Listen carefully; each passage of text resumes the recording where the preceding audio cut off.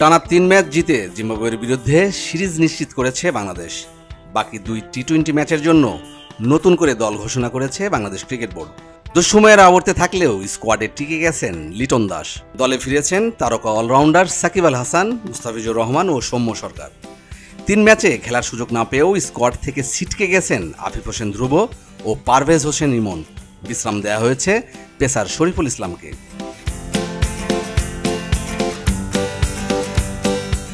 দেশের ক্রিকেটে এই মুহূর্তে সবচেয়ে আলোচিত বিষয় লিটন দাসের অফ ফর্ম। জিম্বাবুয়ের বিরুদ্ধে চলতি সিরিজের 3 ম্যাচে তার মোট রান 36। সবশেষ 10 টি-20তে নেই কোনো 50। 19.77 গড়ে করেছেন 176 রান। 10 ম্যাচে তার স্ট্রাইক রেট 101.13।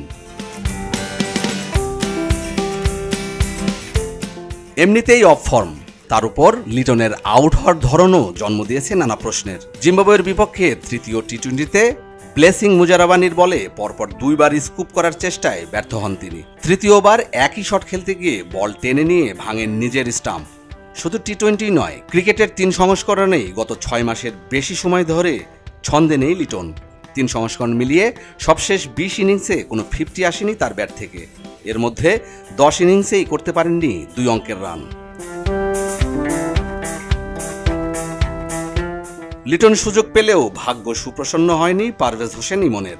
2022 সালের জিম্বাবুয়ে সফরে টি-20 অভিষেক তরুণ বাঁহাতি এই ওপেনারের। ওই ম্যাচের পরই দলে জায়গা হারান তিনি। জিম্বাবুয়ের বিপক্ষে ফিরলেও খেলা হয়নি একটি ম্যাচও। অন্যদিকে গত বছর নিউজিল্যান্ড সফরের পর বাদ পড়েন আফিফ হোসেন। এবার দলে থাকলেও কোনো ম্যাচ না খেলেই বাদ তিনিও। এতে অনেকটাই পরিষ্কার বিশ্বকাপ দলের ভাবনায় দুজনের মধ্যে নেই কেউ। অন্যদিকে দীর্ঘদিন পর দেশের জার্সিতে টি-20তে ফিরছেন সাকিব আল হাসান।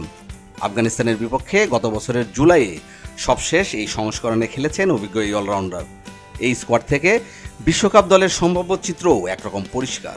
বিশ্রাম কাটিয়ে ফিরবেন শরীফুল, আর এখান থেকে হয়তো বাইরে যাবেন তানজিম হাসান।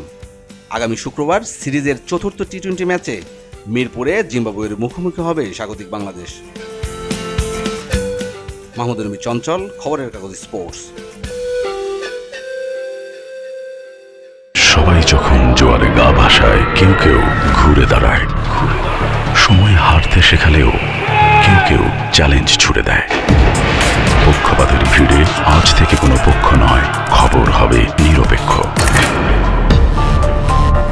বানোয়ার তথ্যবাদ, খবর হবে নিখাদ।